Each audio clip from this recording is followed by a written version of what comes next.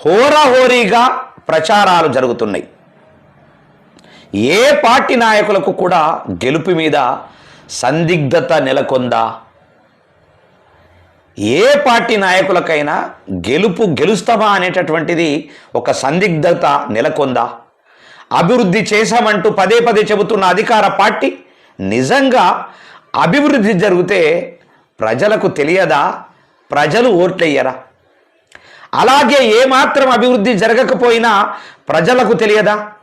ఇదే విషయాన్ని ప్రతిపక్షాలు ఊదరగొడుతున్నాయి. జనాలు మాత్రం పిచ్చోళ్ళ అన్నీ వింటున్నారు.